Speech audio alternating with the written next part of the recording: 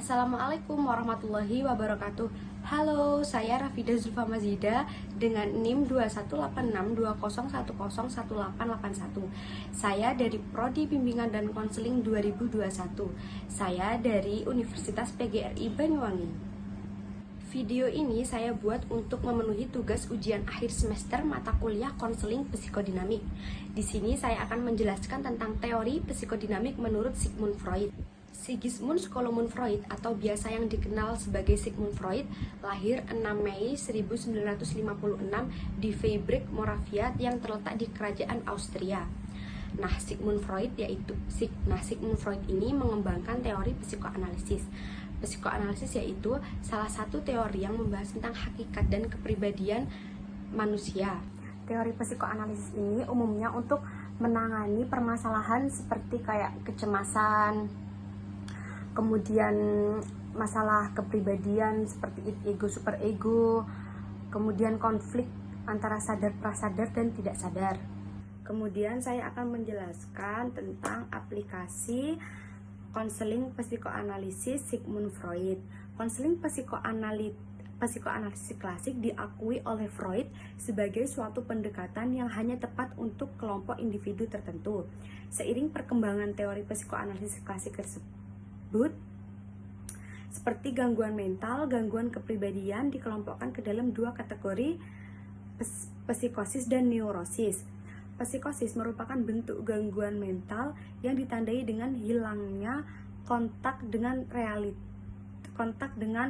realitas karena hilangnya kemampuan individu untuk mengekspresi dan menginterpresentasikan pengalaman internal dan eksternalnya. Konseling psikoanalisis klasik tidak bisa digunakan untuk menangani penderita psikosis.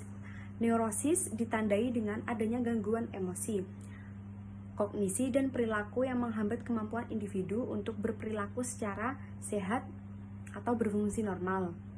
Meskipun mereka mengalami kesulitan untuk memahami makna pengalamannya, tapi mereka masih memiliki kemampuan untuk berinteraksi dengan lingkungannya, bisa membentuk perilaku produktif, dapat memisahkan antara impian, fantasi, dan realitas. Freud membagi neurosis menjadi dua kategori, yaitu neurosis transferan dan neurosis narsitik. Neurosis transferan melibatkan konflik antara ego dan superego, sedangkan neurosis narsitik melibatkan antara ego dan superego. Freud memiliki keyakinan bahwa neurosis transferan yang hanya dapat ditangani melalui psikoanalisis klasik. Kemudian saya akan menjelaskan tentang tujuan konseling. Secara umum, tujuan konseling adalah mengubah perilaku dalam pengertian yang sangat luas. Dalam pandangan psikoanalisis, tujuan konseling agar individu mengetahui ego dan memiliki ego yang kuat. Hal ini berarti bahwa konseling akan mempertahankan ego pada tempat yang benar, yaitu sebagai pihak yang mampu memilih secara rasional dan menjadi mediator antara ego dan superego. Selanjutnya yaitu fungsi dan peran konselor dalam konseling. Di sini konselor berperan sebagai partner untuk klien dalam memecahkan atau menyelesaikan masalah yang dialami oleh klien. Konselor memberikan kesempatan kepada klien untuk bercerita atau mengungkapkan apa yang menjadi permasalahan yang dihadapi oleh si klien. Selanjutnya, di dalam teori psikoanalisis juga terdapat kelebihan dan kekurangan di dalamnya. Sigismund Solomon Freud atau yang biasa kita kenal sebagai Sigmund Freud lahir 6 Mei 1956 di Freiburg, Moravia yang terletak di kerajaan Austria. Sigmund Freud ini mengembangkan teori psikoanalisis. Pengertian dari teori psikoanalisis yaitu salah satu teori yang membahas tentang hakikat dan kepribadian yang dimiliki oleh manusia. Unsur utama dalam teori psikoanalisis yaitu unsur emosi dan motivasi. Di dalam teori psikoanalisis juga terdapat aspek kepribadian lainnya seperti sadar, prasadar, dan tidak sadar. Pertama, saya akan menjelaskan tentang pengertian sadar terlebih dahulu. Sadar adalah segala sesuatu yang kita lakukan dengan sadar. Sadar terhadap diri sendiri, sadar terhadap lingkungan. Contoh sadar seperti kita makan, berlari, berjalan. Itu contoh dari sadar. Kalau prasadar yaitu prasadar di sini yang menjadi jembatan antara sadar dan tidak sadar. Prasadar itu contohnya seperti kayak kita ketika di mall, kemudian ada salah satu orang yang menyapa kita kayak halo Rara, contohnya seperti itu. Kita berusaha mengingat orang itu, kayak berusaha mengingat siapa ya kira-kira dia. Nah, kita berusaha menggali pengalaman masa lalu kita, mengingat orang tersebut siapa, itu contoh dari prasadar. Kemudian tidak sadar. Tidak sadar yaitu ketidaksadaran terhadap diri sendiri dan lingkungan. Contohnya seperti tidur, koma, pingsan. Kemudian tidak sadar ini juga dapat diartikan sebagai peristiwa traumatis yang terjadi pada masa lalu atau masa lampau. Contohnya ketika kita di masa lalu mengalami trauma seperti kecelakaan, jatuh, seperti itu. Selanjutnya, teori psikoanalisis juga terdapat wilayah pikiran. Wilayah pikiran yang meliputi id, ego, superego. Id yaitu dorongan dari dalam diri kita untuk melakukan sesuatu kesenangan yang kita inginkan. Biasanya kalau id-nya tidak dikabulkan akan menimbulkan kecemasan. Kemudian yaitu ego. Ego yaitu jembatan antara id dan superego. Ego bekerja berdasarkan prinsip yang berusaha untuk memuaskan keinginan id-nya. Superego yaitu nilai, penentuan nilai benar atau salahnya dalam segala sesuatu. Aspek kepribadian yang menampung semua standar internasional moral, cita-cita yang kita peroleh. Freud mengklasifikasikan insting ke dalam dua kelompok, yaitu insting hidup dan insting mati. Insting hidup merupakan motif dasar dari diri manusia yang mendorongnya untuk berperilaku secara positif. Nah, fungsi insting ini yaitu untuk melayani tujuan manusia agar tetap hidup dan mengembangkan rasnya. Insting meliputi dorongan jasmania seperti seks, lapar, dan haus.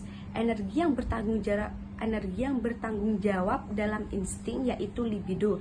Pengertian dari libido itu sendiri yaitu bagian tubuh yang peka terhadap rangsang. Kemudian saya akan menjelaskan tentang teknik utama dan tahapan konseling. Menurut Sigmund Freud ada 6 teknik dasar, yaitu 1. Mempertahankan kerangka analitik, 2. Asosiasi bebas, 3.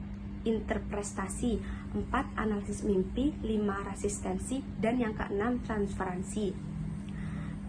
Pertama saya akan menjelaskan tentang mempertahankan kerangka analitik.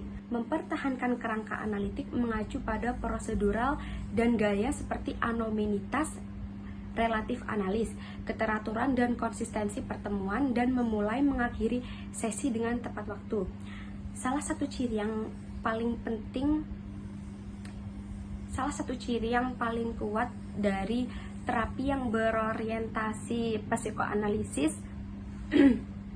adalah bahwa kerangka yang konsisten itu sendiri merupakan faktor terapeutik. Yang kedua yaitu asosiasi bebas. Di sini konselor memerintahkan klien untuk menjernihkan pikirannya dan pemikirannya sehari-hari sebanyak mungkin untuk mengatakan apa yang terjadi dalam kesadarannya. Kemudian yang ketiga yaitu interpretasi. Interpretasi adalah prosedur dasar yang digunakan dalam asosiasi bebas, analisis mimpi, analisis resistensi, dan analisis transparansi. Fungsi dari interpretasi adalah membiarkan ego untuk mencerna materi baru dan mempercepat proses menyadarkan hal-hal yang tersembunyi. Di dalam interpretasi ini ada 3 hal yang harus diperhatikan, yaitu 1. Interpretasi hendaknya disajikan pada saat gejala yang diinterpretasikan berhubungan erat dengan hal-hal yang disertai yang disadari oleh klien. 2. Interpretasi hendaknya dimulai dari permulaan dan baru menuju ke hal-hal yang dapat dialami oleh situasi emosional klien. Kemudian yang ketiga, menetapkan resistensi atau pertahanan sebelum menginterpretasikan emosi atau konflik. Kemudian yang keempat yaitu analisis mimpi. Analisis mimpi yaitu merupakan prosedur yang penting untuk membuka hal-hal yang tidak disadari oleh klien dan membantu klien untuk memperoleh tilikan kepada masalah-masalah yang belum terpecahkan. Freud melihat bahwa mimpi sebagai royal root the unconscious, di mana dalam mimpi semua keinginan, semua kebutuhan, dan semua kekuatan yang tidak disadari diekspresikan di dalam mimpi. Kemudian yang nomor 5 yaitu resistensi.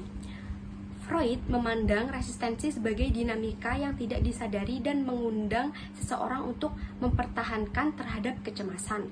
Kemudian yang nomor 6 yaitu transparansi. Transparansi atau pemindahan yaitu muncul dengan sendirinya dalam proses terapeutik. Pada saat dimana kegiatan-kegiatan klien yang terjadi pada masa lalu yang tidak terselesaikan dengan orang lain.